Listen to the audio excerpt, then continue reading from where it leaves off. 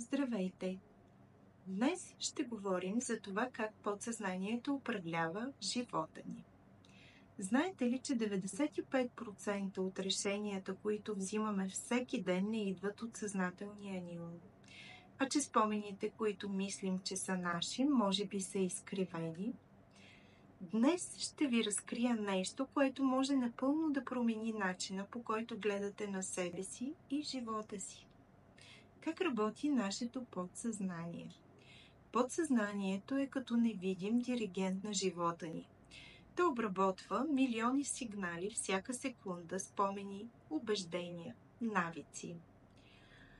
И решава вместо нас, без дори да го осъзнаваме. Например, замислили ли сте се, защо винаги реагираме по един и същи начин в определени ситуации или защо ни е трудно да променим навиците, които знаем, че не ни служат? Това е, защото мозъкът ни работи на автопилот, следвайки програми, които са записани още в нашето детство. Защо живеем на автопилот? Представете си, че мозъкът ви е компютър, а подсъзнанието е операционната система. Ако програмите, които са инсталирани във вас, са пълни със страх, съмнения и ограничаващи вярвания, те ще управляват живота ви. Имате ли убеждения като «не съм достатъчно добър», «парите са трудни за изкарване», «любовта винаги ме наранява»? Това не са просто мисли, това са кодове, които мозъкът ви изпълнява ежедневно. Как да препрограмираме подсъзнанието си? Добрата новина е, че можем да променим този код.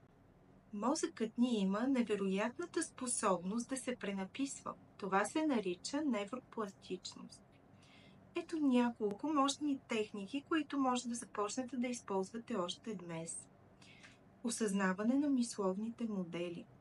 Започнете да наблюдавате автоматичните си мисли и заменете негативните с по-позитивни. Например, ако хванете себе си да мислите «не мога да се справя», веднага си кажете «мога да науча как да се справя». Визуализация. Всеки ден затваряйте очи за по 5 минути и си представяйте с детайли как вече живеете живота, който искате. Подсъзнанието ни не прави разлика между реалност и въображение и започва да работи в ваша полза. Афирмации. Използвайте позитивни утвърждения като «Аз съм уверен и спокоен», «Привличам успех с лекота», «Аз съм достатъчен, такъв какъвто съм». Повтаряйте ги ежедневно и ще видите промяната много скоро. Запомнете, вие не сте роб на старите си програми. Имате силата да препрограмирате мозъка си, да създавате нови вярвания и да започнете да живеете живота, който заслужавате. Грижете се за себе си, умът, тялото и душата си. Те работят заедно. До скоро!